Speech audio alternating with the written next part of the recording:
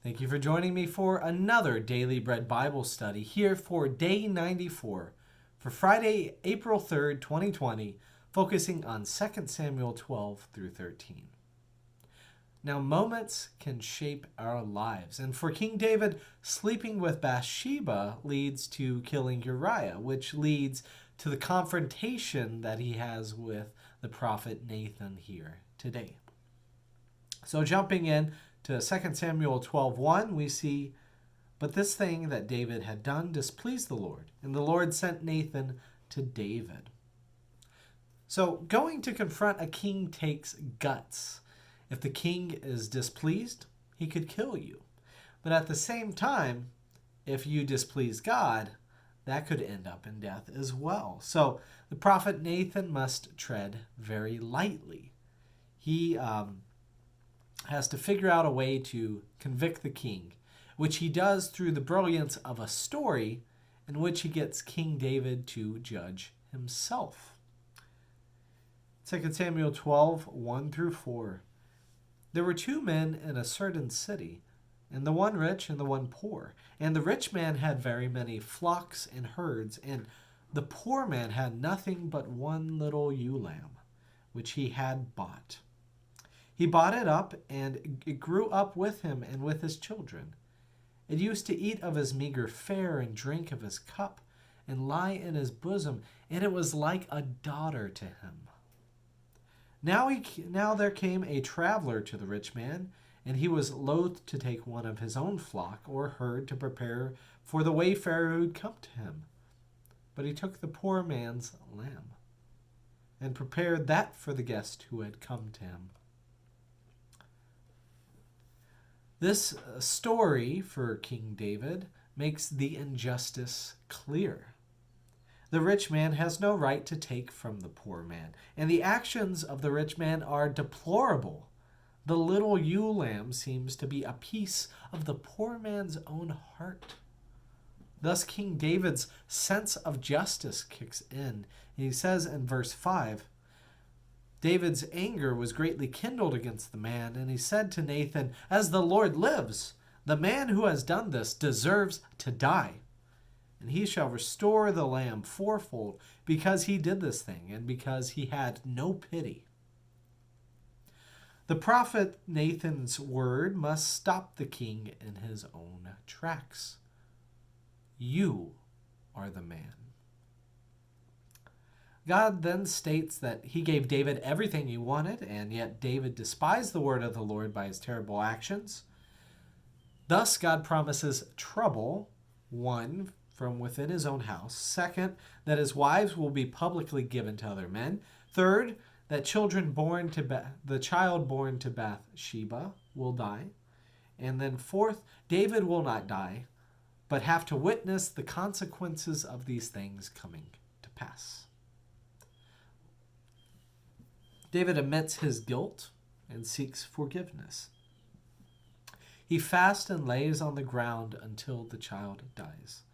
He accepts that the child's death is his own responsibility, washes up, and then goes to worship God again so that he can focus on God's will instead of his own. What leads me to believe this is the psalm that we have around and concerning these events, Psalm 51. And it models his hopes as it is in Psalm 51:10. "Create in me a clean heart, O God, and put a new and right spirit within me."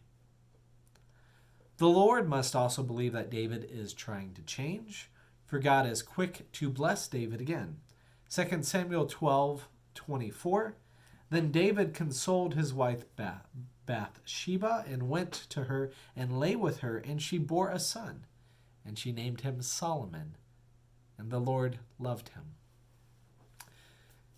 We see that even through this, the next king, King Solomon, who will carry on this united kingdom and the greatness of Israel and the highest times for the kingdom, that he will come from the line of David. He will in fact come from Bathsheba. He will be in some sense connected to the challenges that David had of killing Uriah and stealing Bathsheba and forcing his way upon her. But that will be a part of the plan to come.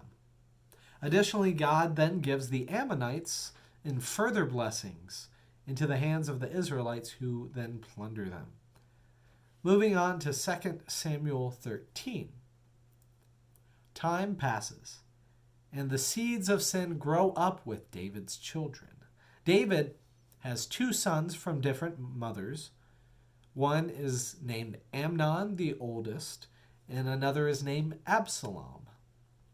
And Amnon then develops a lust for Absalom's sister, Tamar. So, tormented by his desire, Amnon gets tempted into sin. 2 Samuel 13:5, he listens to the words of his cousin. Lie down on your bed and pretend to be ill. And when your father comes to see you, say to him, oh, let my sister Tamar come and give me something to eat, and prepare the food in my sight, so that I may see it and eat from her hand.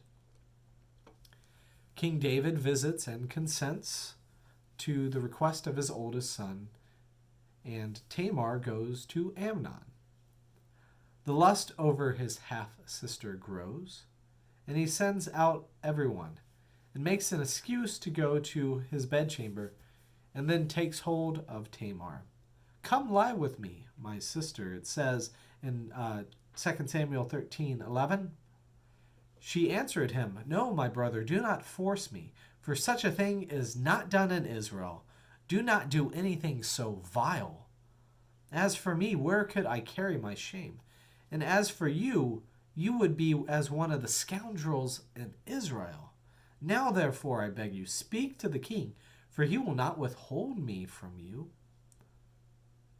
But Amnon does not listen. He follows through on his sin, and he rapes Tamar. Immediately after, Amnon becomes repulsed, tosses her out, and locks the door. Tamar goes away in disgrace and shame, and her brother Absalom takes care of her. Nothing seems to happen to Amnon. King David is angry, but again fails to do the right thing in situations regarding sexuality.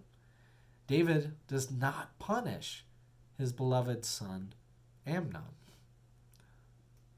2 years pass. This event grows and festers. The sin spreads for 2 years, the ripples going out. Absalom's hate for Amnon grows. As the seed of sin grows trouble from within David's own house. Absalom then hosts a feast, inviting all of his brothers, the sons of David. 2 Samuel 13:28 says, Then Absalom commanded his servants, watch when Amnon's heart is merry with wine. And when I say to you, strike Amnon, then kill him.